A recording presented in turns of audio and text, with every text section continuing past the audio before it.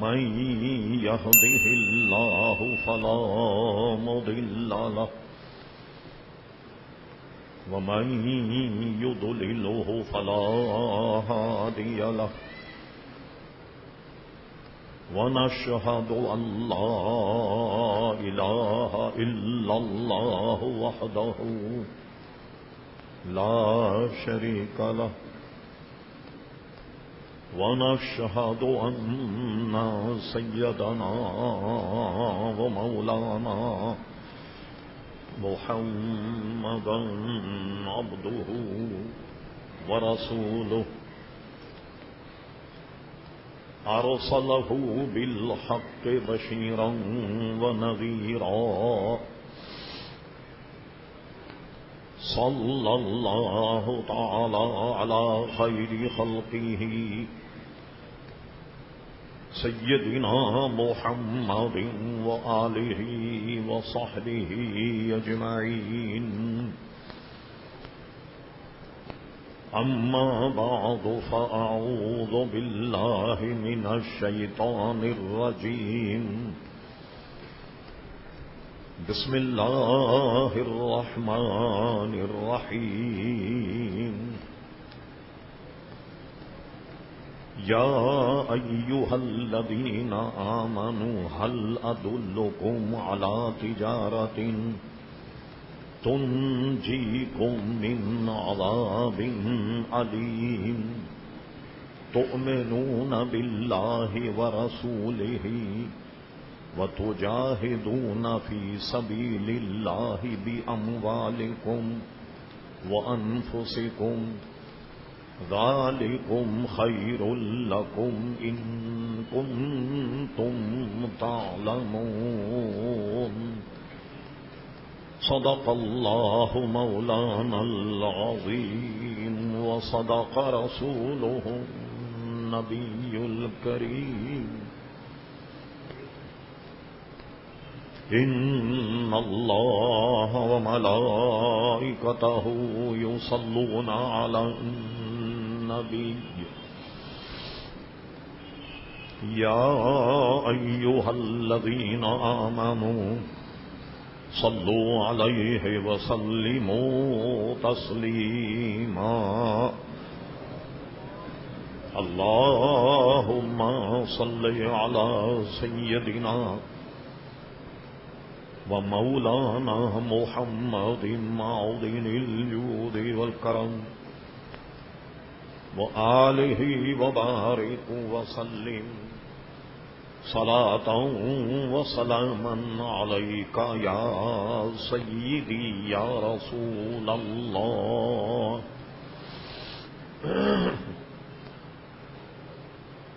محترم حضرات، مختصر حمد و صلات کے بعد اس فقیر حقیر نے آپ حضرات کے سامنے قرآن مجید فرقان حمید ایک آیت مقدسہ تلاوت کرنے کا شرف حاصل کیا۔ قبل اس کی کہ کچھ عرض کیا جائے، اللہ تبارک و تعالیٰ سے دعا فرمائیں کہ وہ اپنے پیارے حبیب نبی کریم رؤوف الرحیم علیہ افضل الصلاۃ والتسلیم کے صدقے و طفیل مجھے حق کہنے کی توفیق عطا فرمائے۔ ہم تمام حاضرین کو اللہ تبارک و تعالی حق سن کر حق کو قبول کرنے کی اور اس پر عمل کرنے کی توفیق عطا فرمائے۔ گزشتہ 2 جمعوں کے موقع پر آپ حضرات نے فضائل رمضان سماعت فرمائیں کہ یہ عظیم مہینہ ہے، بابرکت مہینہ ہے۔ اس میں ایک شب قدر کہ اس شب میں عبادت کرنے کا ثواب ایک ہی رات کا 1000 مہینوں سے افضل، یعنی 83 برس سے بھی زیادہ اس کا ثواب۔ اور یہ بھی آپ نے سنا کہ اس میں نفلوں کا ثواب فرضوں کے برابر کر دیا جاتا ہے اور فرضوں کا ثواب 70 فرضوں کے برابر کر دیا جاتا ہے. اور یہ بھی آپ نے سنا ام المومنین حضرت عائشہ صدیقہ کی روایت سے جب رمضان کا مہینہ آتا تو حضور علیہ السلام آرام نہیں فرماتے اور بستر کو فراموش فرما دیا کرتے. یہ بھی آپ جانتے ہیں کہ رمضان میں یہاں بے شمار تاریخی واقعات، نزول قرآن بھی رمضان ہی میں ہے، چونکہ شب قدر رمضان میں، اس لیے فرمایا انا انزلناہ فی لیلۃ القدر، ہم نے قرآن مجید فرقان حمید کو لیلۃ القدر میں نازل کیا. ایک اور جگہ فرمایا شہر رمضان الذی انزل فیہ القرآن، ہم نے قرآن مجید فرقان حمید کو رمضان کے مہینے میں نازل کیا. علماء فرماتے ہیں جتنے بھی کتب سماوی اور صحف وقتاً فوقتاً جو صحیفے انبیاء کرام علیہ السلام کو دیے گئے، اس زمانے میں اس مہینے کا نام اگرچہ رمضان نہ تھا لیکن مہینہ یہی رمضان کا تھا. اسی رمضان میں حضرت علی رضی اللہ تعالیٰ عنہ شہید کیے گئے. ایک بہت بڑی سازش سے ان کی شہادت بھی رمضان میں. اسی طریقے سے کفر اور اسلام کا ایک بہت بڑا معرکہ اسی رمضان کی 17 تاریخ کو ہوا، جس کو غزوہ بدر کہتے ہیں، وہ بھی اسی رمضان کے مہینے میں. اور اس طرح بے شمار اس کے فضائل اور مناقب رمضان کے. ہم نے مناسب سمجھا کہ آج بدری صحابہ کرام علیہم رضوان، جن کی تعداد شہیدوں کی 14 ہے اور شریک ہونے والوں کی تعداد 313 ہے، ان کی فضیلت اس مارکے سے متعلق اور جذبہ جہاد سے متعلق کچھ گفتگو کی جائے. عزیزان محترم، سب سے پہلی بات تو یہ ذہن میں رہے کہ اسلام ایک امن کا مذہب ہے جو لڑائی جھگڑا ہمیں نہیں سکھاتا. حضور علیہ السلام اعلان نبوت کے بعد جب تک مکہ میں رہے کوئی جھگڑا، کوئی جہاد، کوئی معاملہ نہیں ہوا. مدینہ شریف جب حضور علیہ السلام تشریف لے گئے، کفار مشرکین نے مسلمانوں کو ستانا شروع کیا اور انہیں حقیر اور کمتر سمجھا، انہیں کمزور سمجھا، یہ سمجھا کہ یہ بے سر و سامانی میں یہ ہمارا کیا بگاڑیں گے. اس قسم کی سازشیں بے انتہا ہونے لگی تو اللہ تبارک و تعالی نے ایک موقع مسلمانوں کو عطا فرمایا تاکہ وہ اپنی مسلمان اور اسلام کی شان اور شوکت کو دکھائیں اور اس زمانے کی بہت بڑی قوت کو کس طریقے سے مسلمانوں نے پسپا کیا وہ آئندہ آپ سماعت فرمائیں گے. غرض یہ کہ جب مسلمانوں سے چھیڑ چھاڑ، حقیر جاننے کی کوشش کی تو اللہ تبارک و تعالی نے اب آیات جہاد نازل فرمائی اور مسلمانوں سے فرمایا کہ ایمان والوں، اللہ تبارک و تعالی کے راستے میں جہاد کرو، وغلظ علیہم، اور ان پر بہت سختی کرو، اور اس کے کچھ اسباب پیدا ہو جاتے. رمضان کا مہینہ اور یہ 2 ہجری کی بات، جب حضور علیہ السلام ہجرت فرما کر مدینہ شریف گئے تو مسلمان بہت بے سر و سامانی کے عالم میں. وہاں کے مسلمانوں نے جب ان مہاجرین کا جو مکہ مکرمہ سے ہجرت کر کے آئے بڑا استقبال کیا، بڑا اہتمام انصرام کیا. ان کی بے سر و سامانی، ان کی غربت کو دیکھ کر آپ اس قربانی کا اندازہ نہیں لگا سکتے. اسے ہم کبھی ایثار کے زمرے میں بیان کریں.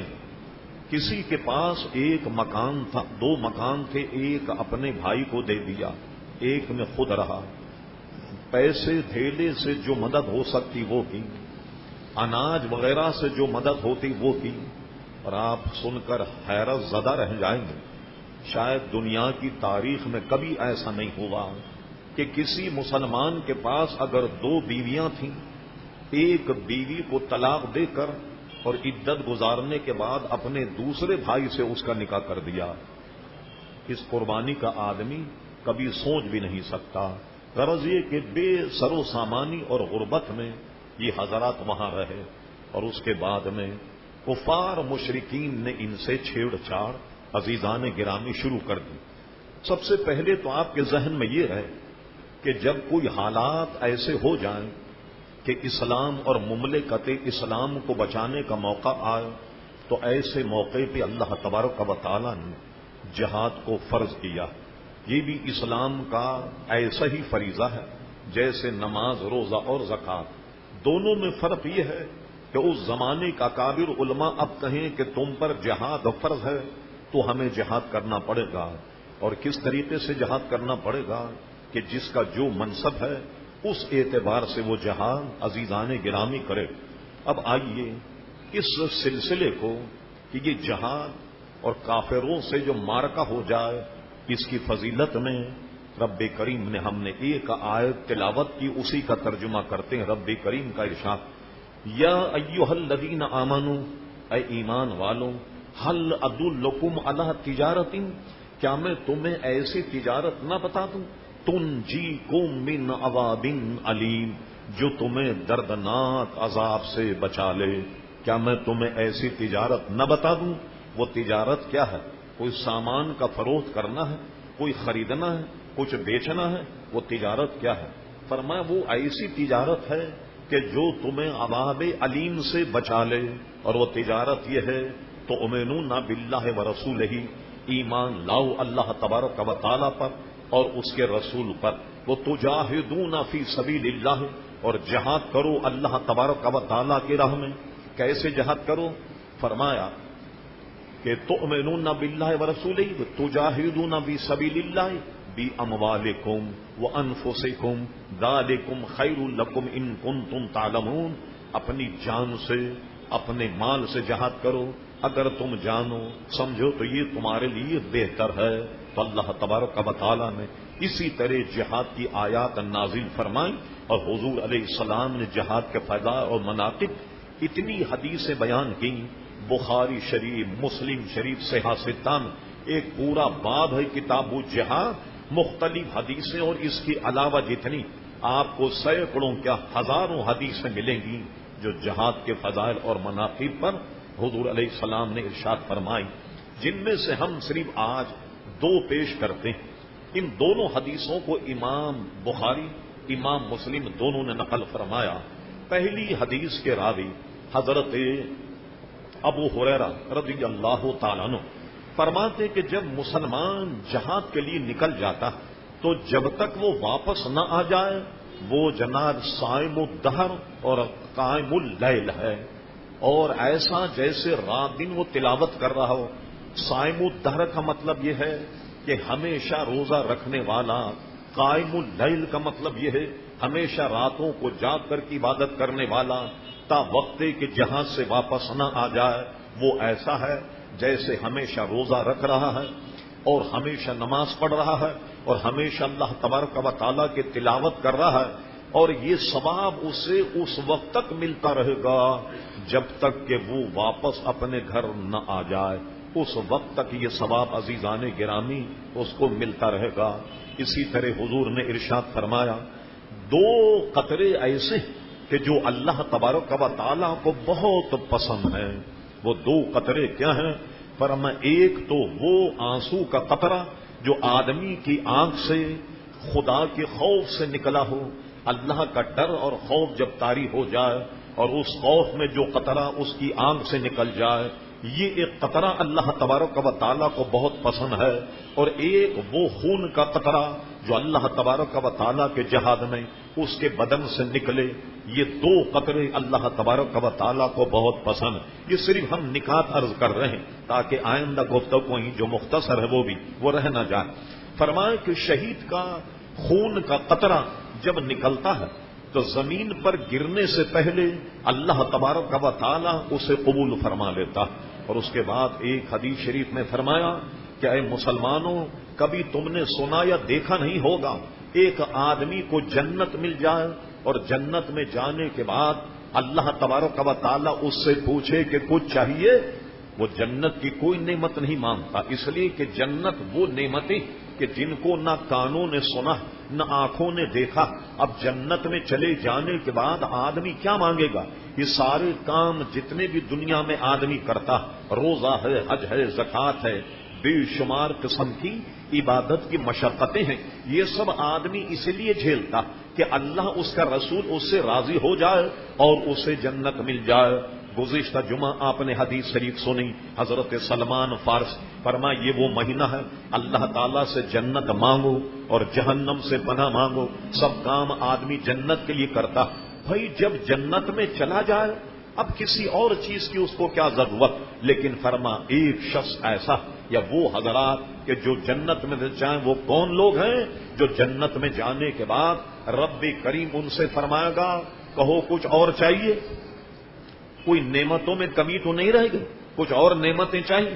وہ کہے گا اے اللہ تبارک و تعالی، یہاں تو جنت میں بڑے وافر مقدار میں گویا نعمتیں مل گئیں، یہاں کی نعمتوں سے تو مفر نہیں، بہت نعمتیں، بہت اچھا معاملہ، بہت اچھی جگہ جنت، لیکن اگر کوئی دینا چاہتا ہے تو مولا ہمیں اتنا دے کہ جیسے تو نے شہید کرا اپنے دربار میں اور جنت میں بلا لیا، دوبارہ ہمیں دنیا میں بھیج، مگر اس شرط کے ساتھ کہ دنیا میں بھیجنے کے بعد اسی طرح میں جہاد کروں اور اسی طرح شہید ہو کر تیرے دربار میں آؤں، تو مجھے زندہ کر، پھر دنیا میں بھیج، اور جہاد میں میری موت واقع ہو، میں قتل کیا جاؤں، پھر تیرے دربار میں آؤں، پھر مجھے زندگی دے، میں پھر دنیا میں جاؤں، پھر قتل کیا جاؤں، پھر جنت میں آؤں، پھر مجھے زندگی دے۔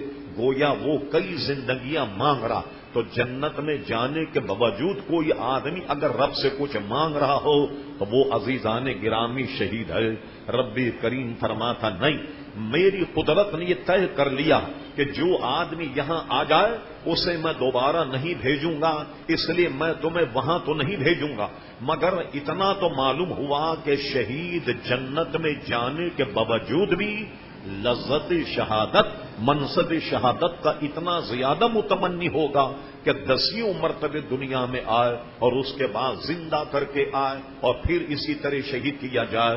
اس سے اندازہ لگائیے، میں اور آپ تو یہ دیکھتے ہیں کہ آدمی بڑی بری طریقے سے ذبح کیا جا رہا، تو یا جناب اس کا سینہ گولیوں سے چھلنی ہو رہا، یا اس کی گردن کٹ کے گر جاتی، ساری تکلیفیں ہم اور آپ دیکھتے، مگر ایک اور حدیث شریف میں ہے کہ شہید کو بوقت شہادت جب اس کی روح اس کے جسم سے اس کا انقطاع ہوتا، تو آپ کو یاد ہوگا ہم نے 3 جمعے موت کی سختی پر کئی برس پہلے بہت بھرپور قسم کا خطاب کیا کہ موت کتنی اذیت ناک، لیکن فرمایا جب شہید ہوتا تو بوقت شہادت اس کو صرف اتنی تکلیف ہوتی ہے جیسے کسی چونٹی کے بچے نے اس کو کاٹ لیا ہو، بس اس سے زیادہ شہید کو تکلیف نہیں ہوتی۔ تو کتنا انعام، کتنا اکرام عزیزان گرامی شہید کا۔ غرض کی اب گفتگو ہم سمیٹتے، 17 رمضان یہ غزوہ بدر، حضور صلی اللہ علیہ وسلم بنفس نفیس جی جنگ میں شامل ہوں۔ ہماری یہاں فقہ، محدثین اور تاریخ کی اسلامی اصطلاح میں اس کو غزوہ کہتے۔ حضور کے زمانے میں کوئی جنگ ہوئی، حضور اس میں شریک نہیں ہوئے، صحابہ کرام علیہم رضوان اس میں شریک ہوئے، تو اس کو سریہ کہتے ہیں، جس کے جمع سرایا۔ تو گویا یہ غزوہ ہے جس میں حضور علیہ السلام کو شامل ہوئے۔ اور جنگ بدر ایک بہت ہی بڑا اس کا باب ہے، اس کے اسباب کیا ہیں، جنگ کیسے چھڑ گئی۔ بہرحال دونوں فوجیں جنگ کے میدان میں آ گئیں۔ صحابہ کرام علیہم رضوان کی تعداد 313 ہے، اور کافر اور مشرکین کی تعداد تقریباً 1900 یا 950 ان کی تعداد بنتی ہے۔ یہ مد مقابل آئے۔ حضور علیہ السلام باضابطہ اہتمام انصرام سے جنگ کے لیے نہیں آئے، اس لیے بے سر و سامانی کفار مشرکین جو تھے وہ بالکل جنگ کی تیاری سے آئے اور مسلمانوں پر جنگ مسلط کر دی، لیکن بہرحال مسلمان بے سر و سامانی کے باوجود تیار رہ گئے اور تیار ہوئے، اور الحمدللہ اللہ نے فتح و نصرت عطا فرمائی۔ اس جنگ کی صرف اتنی بات ذہن میں رکھی گئی، خدا نہ خواستہ، کروڑ مرتبہ خدا نہ خواستہ اگر مسلمان یہ جنگ ہار جاتے، نتیجہ کیا نکلتا؟ اس کا نتیجہ خود نبی کریم علیہ الصلوۃ والسلام کی عزیزان گرامی ارشاد میں سنیے۔ صبح جنگ ہونے والی یعنی 17ویں شب ہے اور سب حضرات تازہ دم ہونے کے لیے سو رہے ہیں۔ آپ کو تعجب ہوگا، بعض حضرات تو اس لیے سو رہے ہیں تاکہ کل تازہ دم ہو کر کے لڑیں، اور بعض حضرات اس لیے جاگ رہے تھے کہ شوق شہادت میں انہیں نیند نہیں آ رہی تھی کہ کب شہید ہوں گے اللہ تعالیٰ کی بارگاہ میں، اس شوق شہادت میں انہیں نیند نہیں آ رہی۔ حضرت صدیق اکبر رضی اللہ تعالی عنہ اس کو بیان کرتے ہیں کہ رات کا وقت تھا، پوری رات حضور نے گریا اور پوری رات حضور نے نماز میں گزاری اور سجدہ بڑا طویل کیا۔ جب حضور نے سجدہ کیا تو آپ کا دوش اقدس جس طرح یوں لپیٹتے ہیں، دوش اقدس جو ہے وہ کندھے سے نیچے گر جاتا، اور حضور علیہ السلام رب کی بارگاہ میں ملتجی اور کہتے ہیں اے اللہ تبارک و تعالی، یہ اتنی بڑی قوت کے سامنے ایک مٹھی بھر مسلمان ان کے مد مقابل آ گئے، مولا اگر یہ کہیں جنگ ہار گئے، اگر انہیں کہیں شکست ہو گئی، بے سر و سامانی مگر یہ ہار گئے، اے اللہ تبارک و تعالی پھر تو سن لے کہ تیرا نام لینے والا قیامت تک کوئی نہیں ہوگا۔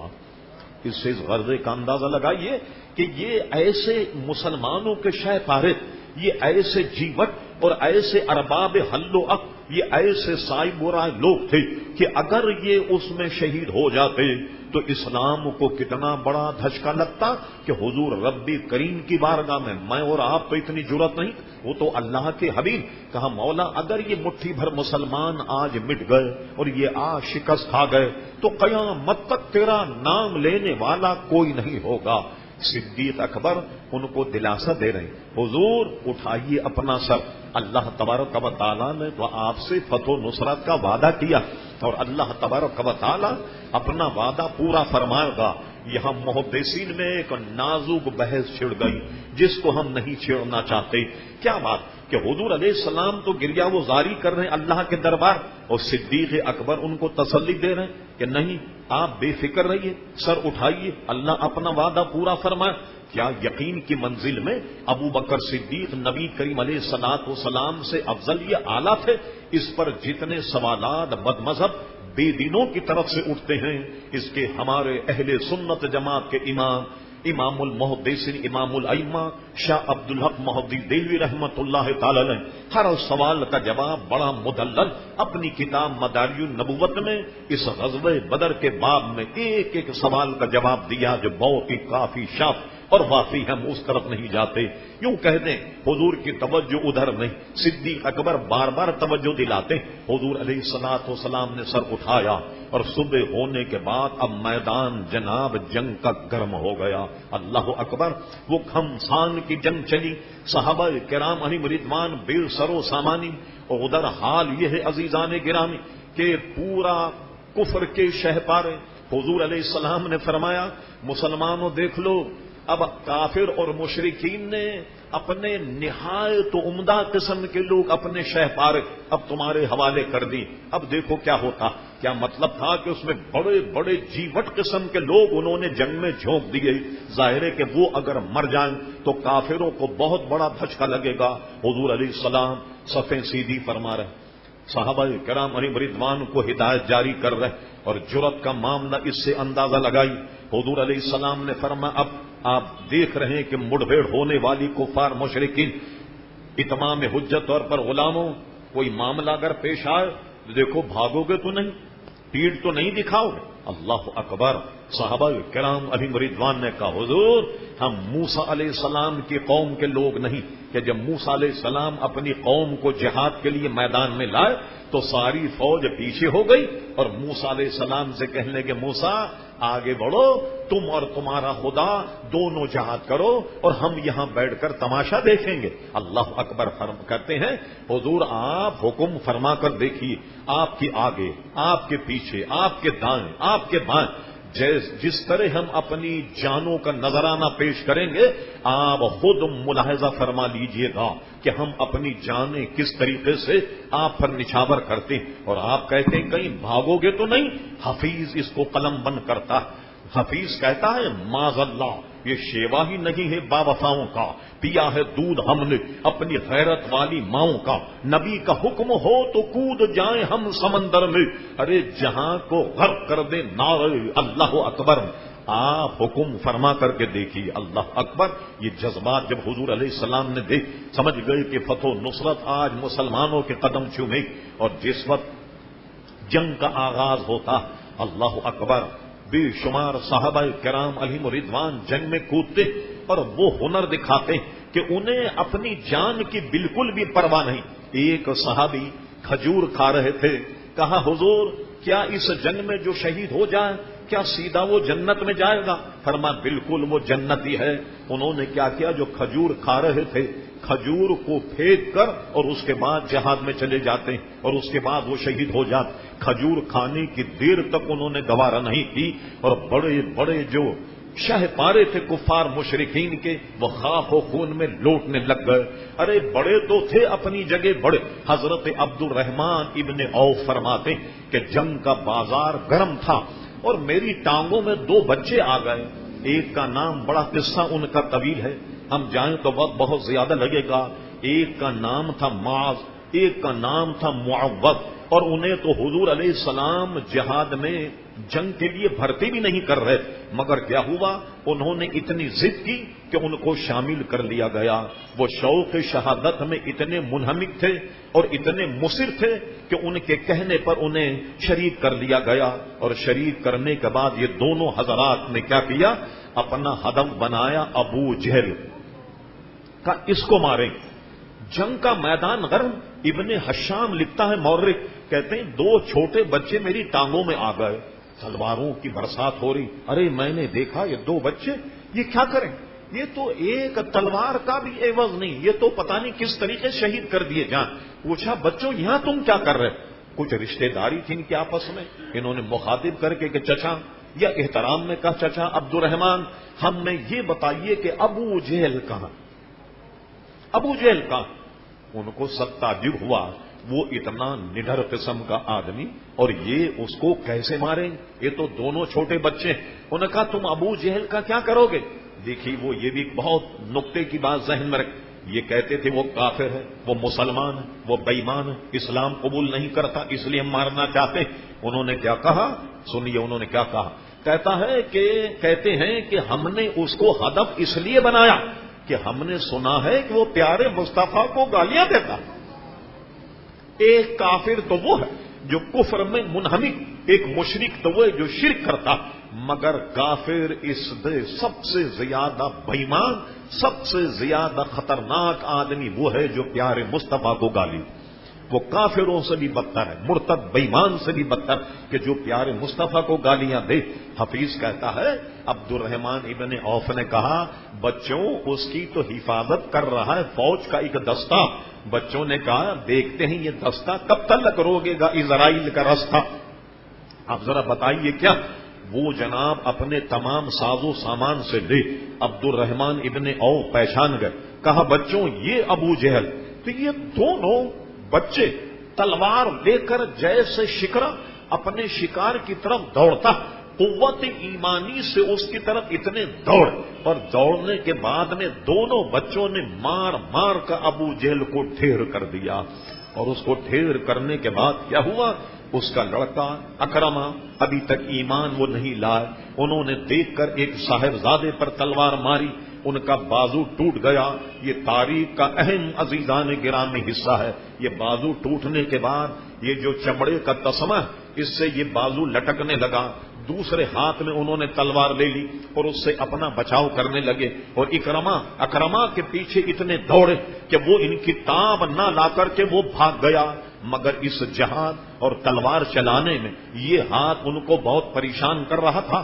یہ بھی تاریخ کا ایک ایسا ورق کہ شاید دنیا میں کبھی ایسے بہادروں کے قصے آپ نے نہیں پڑھے۔ یہ بدن کا ہاتھ، یہ آدمی کا معاون اور مددگار، اس ہاتھ کو جو انہیں پریشان کر رہا ہے، لڑنے میں جو مانے ہیں اس سے پریشانی ہو رہی، انہوں نے کیا یہ بیٹھے، یہ جرأت دیکھیے اس صاحبزادے، بیٹھنے کے بعد ہاتھ کو دوسرے ہاتھ سے بچھایا، بچھانے کے بعد اس پر پیر رکھا، اور پیر رکھنے کے بعد اتنی زور سے کھڑے ہوئے اس ہاتھ کو اپنے بدن سے جدا کر کے پھینک دیا، اور اس کے بعد جناب پھر جہاد میں کود گئے اور آخری وقت تک جہاد کرتے رہے، یہاں تک کہ ایک صاحبزادے شہید ہو گئے اور ایک بات تک، ایک عرصے تک عزیزان گرامی زندہ رہے۔ اس کے بعد حضرت عبداللہ ابن مسعود کہتے ساری لاشوں کے ڈھیر میں نے ابو جہل کو پا لیا۔ غور کیجیے، تکبر اور غرور یہ کتنی بڑی بیماری ہے، مسلمان میں ہو یا کافر میں ہو، کسی میں بھی ہو، یہ بیماری کتنی بری ہے جس کا نام تکبر ہے۔ عبداللہ ابن مسعود کہتے ہیں میں اس کی لاش کے پاس گیا اور اس کو جا کر کہنا نہ کر مزہ چکا ہو، مزہ آیا تجھے جو حضور کے مقابلے میں آیا؟ دیکھیے ابو جہل کیا کہتا، ابو جہل کہنے لگا یا عبداللہ، اگر تم جیسا خاندانی آدمی مجھے مار دیتا تو مجھے افسوس نہیں ہوتا، قریش کا کوئی آدمی اگر مجھے مار دیتا تو مجھے افسوس نہیں ہوتا۔ مرتے وقت بھی کہنے لگا مجھے تو سب سے بڑا صدمہ یہ ہے کہ مجھے کسان کے بچوں نے مار دیا، چونکہ انصار جو ہیں وہ کسان کا کام کرتے تھے، قریش کفار مشرکین مسلمان میں سب برابر، لیکن کفار مشرکین کسان اور انصار کو گھٹیا سمجھتے، یہ کمتر سمجھتے تھے۔ کہنے لگے یا عبداللہ، میں تو اس بات پر افسوس کر رہا ہوں، کاش مجھے کوئی بہادر مارتا، مجھے کسان کے 2 چھوٹے بچوں نے مار دیا، مجھے تو اس بات کا افسوس ہے۔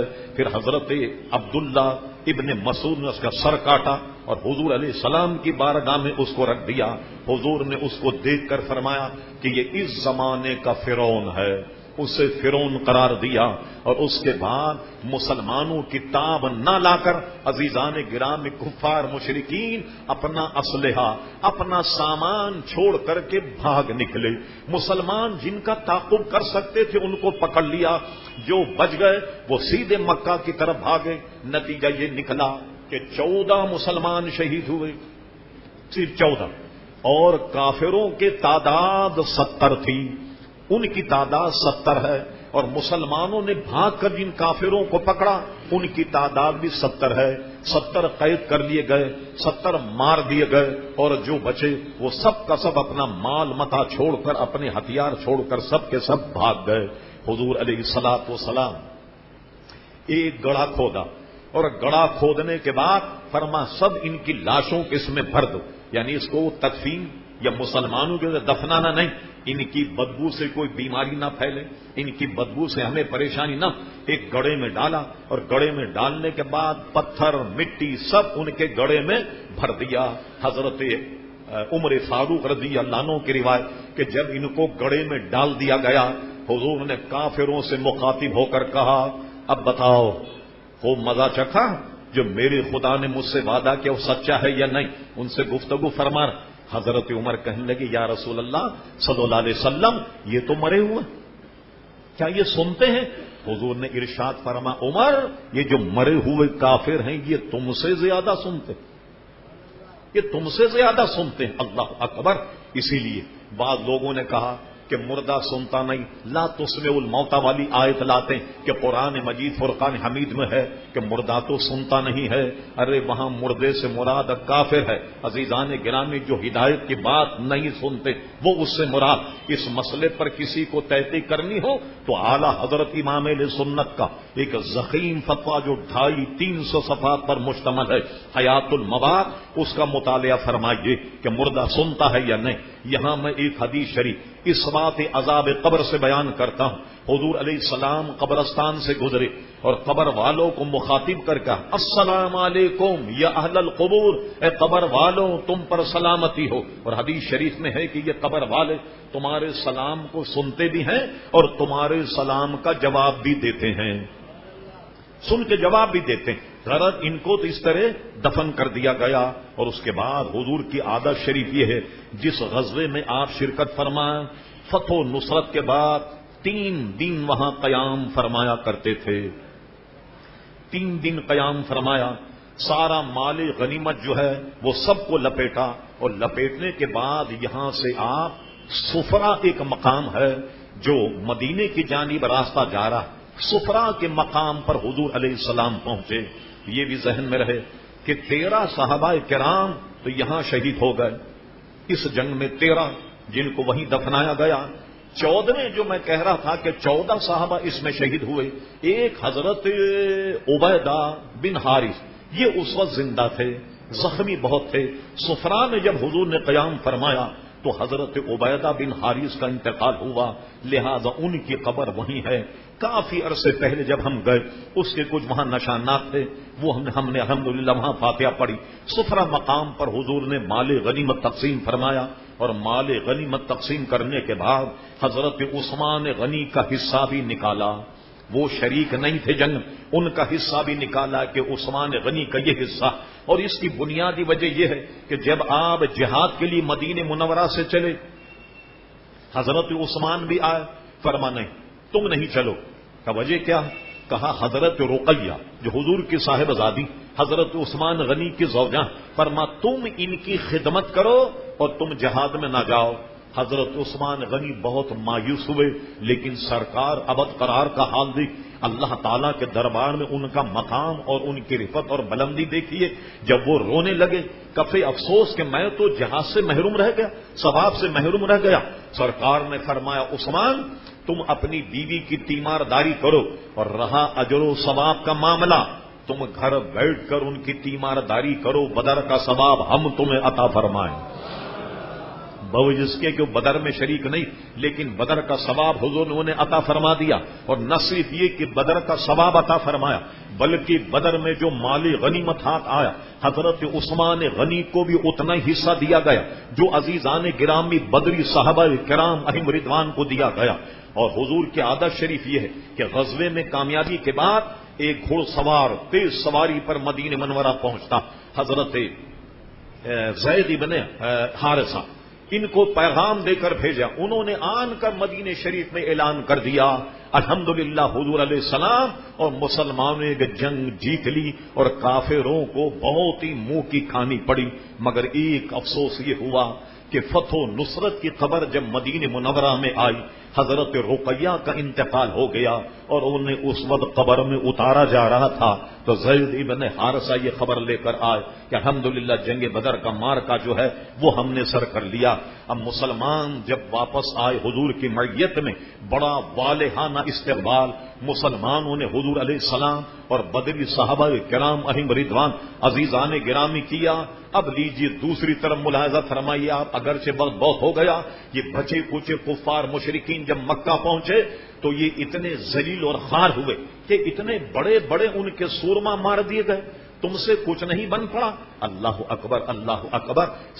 اور 70 مسلمان جب قید کیے گئے، یہ جب قید ہونے کے بعد مدینہ شریف آئے، خواتین کچھ مرد باہر آئے، انہوں نے کیا کیا، وہ عورتوں والے ان کو تانے دیے.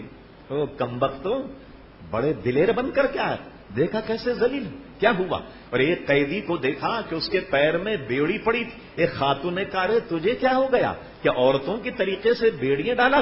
ارے مرد ہوتا تو میدان میں مرتا، یہ کیا بیڑیاں ڈال کر عورتوں کی نقل کا. ایسے تانے دیے کہ جس سے وہ سب بیچارے بہت پریشان بے بس تھے. طے ہوئے ہوا کیا کیا جائے. فاروق اعظم نے کہا ان سب کو قتل کر دیا جائے. اللہ اکبر. ان کی شجاعت اور بہادری کا عالم دیکھیے، ایمان اور استقامت ایقان پر. فرمایا ان سب کو قتل کیا جائے جو میرے عزیز ہیں، میرے حوالے کیے جائیں تاکہ میں اپنی تلوار سے اپنے عزیزوں کو قتل کروں. کمبختو تمہاری عزیز ہونا، رشتہ دار ہونا اور جگہ تم ہمارے آقا کے مد مقابل آئے. حضور نے صدیق اکبر سے مشورہ کیا. آپ نے فرمایا اس وقت ہم بہت غربت میں ہیں اور بڑی اچھی رائے کہ ہو سکتا ہے ان میں کچھ لوگوں کا اللہ تعالیٰ ایمان عطا فرمائے. اور ایسا ہوا کئی حضرات ایمان لائے، ایمان کی دولت مل جائے. آپ ان سے ایک جرمانے فدیے کی رقم لے کر ان کو چھوڑ دیا جائے. لیجیے صاحب، سب سے فدیہ لیا گیا. واقعتاً جن کے پاس کچھ مال نہ تھا ان کو معاف کر دیا گیا. جن کے پاس فدیہ نہ تھا وہ اگر پڑھے لکھے تھے ان کا فدیہ یہ ہوا کہ انصار کے جو بچے ہیں 10 بچوں کو اگر تم لکھنا پڑھنا سکھا دو گے یہ تمہارا فدیہ ہو جائے گا.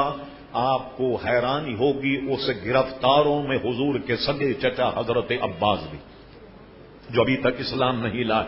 حضور ان کے پاس گئے، فرما چچا فدیہ دو. 4000 درہم تھا. انہوں نے کہا میں تو لوٹ پٹ کر کے آیا ہوں، میرے پاس تو کچھ بھی موجود نہیں. حضور نے فرمایا تمہاری زوجہ جو حضور علیہ السلام کی چچی تھیں جن کا نام ام فضل، فرمایا جب تم یہاں جنگ کے لیے آئے تو ان کے پاس تم نے اتنے 1000 درہم نہیں چھوڑے کہ اگر میں مر گیا تو ان کو کس طریقے سے تقسیم کیا جائے. وہ حیران ہو گئے. کہا واللہ یہ بات تو سوائے میری بیوی کے کوئی نہیں جانتا تھا. اس سے پتہ لگتا کہ واقعی اب اللہ کے نبی ہیں. یہ آپ کے رب نے آپ کو بتایا، ورنہ میں نے تو کسی کو نہیں بتایا. چنانچہ حضرت عباس ایمان لائے. کئی اور حضرات مسلمانوں کے اخلاق کریمانہ کو دیکھ کر کے عزیزانے کی ایمان لائے. بیشتر حضرات نے ایمان قبول کر لیا اور پیسے دے کر اپنی جان چھڑا لی، لیکن اس کے بعد بھی وہ ایمان لائے. یہ لٹے پیٹے لوگ جب مکہ پہنچے، مکہ پہنچنے پہ پابندی لگ گئی، خبردار کوئی روئے نہیں ورنہ مسلمان بہت مذاق کریں. اچھا صاحب، سب رونے پہ پابندی لگ گئی. ایک گھر سے رونے کی آواز آئی تو جو رونے کے لیے تیار بیٹھے تھے اپنے رشتہ داروں کے لیے، انہوں نے فوراً آدمی بھیجا کہ جاؤ اس گھر میں رونے کی آواز آئی ہے، ان سے پوچھو کیا رونے کا آرڈر ہو گیا، کیا رونے کی اجازت مل گئی. وہ گیا، اس نے دروازہ پہ دستک دی اور کیا رونے کی سہولت مل گئی کہ تم لوگ رو رہے. ارے انہوں نے کہا جاؤ تم اپنا کام کرو، ہم تو اس لیے رو رہے ہیں کہ ہمارا ایک بہت قیمتی اونٹ تھا وہ مر گیا، تو اونٹ کے مرنے پر ہم رو رہے ہیں. وہ بیچارہ مایوس لوٹا. یہ حال عزیزان گرامی ان کا ہوا کہ وہ بہت ہی ذلیل ہوئے اور اللہ تبارک و تعالیٰ نے مسلمانوں کو بہترین فتح و نصرت 17 رمضان کو اللہ تبارک و تعالیٰ نے عطا فرمائی. اب 2 منٹ کی گفتگو مجھے اور آپ سن لیجئے. آپ نے دیکھا کہ جو اس قسم کے تاریخی کام انجام دیں ان کے مقبرے کتنے شاندار بنے ہوں. محمود غزنوی کا مقبرہ دیکھیے، خواجہ غریب نواز کا مقبرہ دیکھیے. خواجہ غریب نواز کے زمانے میں شہاب الدین غوری نے ہندوستان پر حملہ کیا، اس کا صدیوں پرانا مقبرہ بالکل مخدوش ہو گیا تھا. ڈاکٹر عبد القدیر خان جو ایٹمی ہمارے سائنسداں جنہوں نے ایٹم بم ایجاد کیا، وہ کہتے ہیں کہ وہ ان کی 17ویں پشت میں ہے. تو ڈاکٹر عبد القدیر نے شہاب الدین غوری کا مزار بنایا. یہ گوجر خان کی طرف جو پنڈی سے تقریباً 27-28 کلومیٹر کے فاصلے پر بائیں جانب بڑی پہاڑیوں سے نکلنے کے بعد جناب سلطان شہاب الدین غوری کا مزار ہے کہ یہ مسلمانوں کا حکمراں رہا. اور اسی طریقے اورنگزیب عالمگیر، شاہجہاں کا مقبرہ دیکھی، ہمایوں کا مقبرہ دیکھیے، سب دیکھتے چلی جائے. جہانگیر کا مقبرہ دیکھ کہ جنہوں نے بہت بڑے بڑے کارنامے انجام دیے ہیں. اب آئیے ان 14 یا 13 صحابہ کرام علیہم رضوان کہ جنہوں نے کفر و اسلام کی جنگ اس دنیا پر لڑی اور مسلمانوں کو کتنا بھلا، اسلام کو کتنا فائدہ، کافر اور مشرک کتنے ذلیل ہوئے. ان کے مزاروں کو سعودی حکومت، جب سعودی حکومت آئی سلطنت عثمانیہ سے انہوں نے حکومت چھینی، انہوں نے جنت البقیع میں ٹریکٹر بلڈوزر سے سارے مزار کو بلڈوز کیا. جنت مالا میں سارے مزاروں کو بلڈوز کیا. حضرت عثمان غنی، اہل بیت اطہار اور ادھر حضرت خدیجۃ الکبریٰ وغیرہ ان تمام مزارات کو ڈھا دیا. اور اسی طریقے سے بدر میں ان تمام صحابہ کرام علیہم رضوان کو مسمار کر دیا. آج آپ دیکھیے صرف آپ کو مزار تو سارے زمین کے برابر ایک زری سی پٹی ایسی مل جائے گی دیکھنے میں جہاں یہ پتہ لگے گا یہ 13-14 شہداء جنہوں نے اسلام اور کفر کی سب سے پہلے جنگ اس زمین پر لڑی، وہ بالکل بے یار و مددگار، ان کے مزار ڈھا دیے گئے اور زمین پر صرف ایک نشان ہے. اور اگر کہیں آپ جاتے ہوئے کوئی پوچھ لے پولیس والا کہ آپ کہاں جا رہے ہیں، آپ کہیں کہ بدری صحابہ کرام کو خراج تحسین پیش کرنے جا رہے ہیں، ان کے مزار پر حاضری کے لیے جا رہے ہیں، حصول برکت کے لیے جا رہے ہیں، فوراً پولیس والا آپ کی گاڑی کا رخ موڑ دے گا اور آپ کو وہاں جانے کی اجازت بھی نہیں. کیا لوگ اپنے رہنماؤں کے ساتھ یہ سلوک کرتے جو سعودی عرب نے کیا؟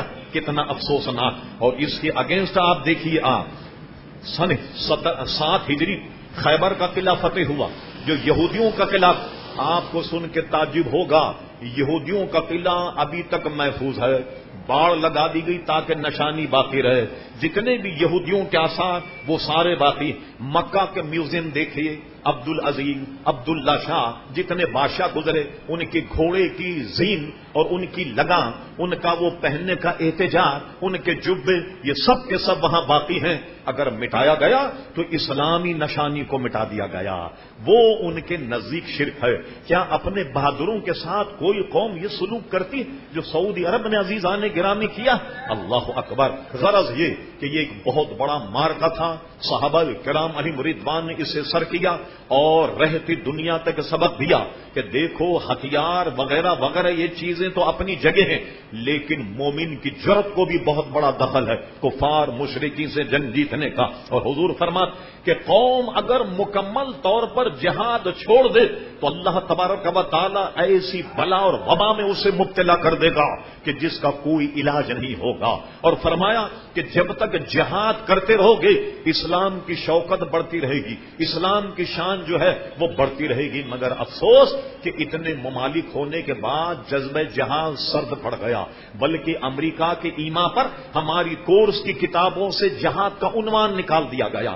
ہمارے انٹرنیٹ پر ایک ای میل آیا جس میں کسی نے کہا کہ کویت میں ایسا قرآن مجید چھاپا گیا کہ جس میں سے جہاد کی ساری آیتیں نکال دی گئیں۔ اللہ اکبر۔ ارے یہ جینے کے کام ہیں، یہ کیا پنپنے کے کام ہیں کہ اپنے ہی فرض سے سبکدوشی حاصل کر رہے؟ اللہ اکبر۔ اور یہ سب کی روح میں پہلے آپ کو ایک دفعہ کہہ چکا اور اب بھی دوہراتا ہوں کہ یہ ساری جرأت اور بہادری اسلام اور ایمان کی کہ صحابہ کرام علیہم رضوان جو ہیں وہ اللہ اس کے رسول کے لقا، ان کے رضا کے طلبگار، وہ اپنی جان کو کچھ نہیں سمجھ۔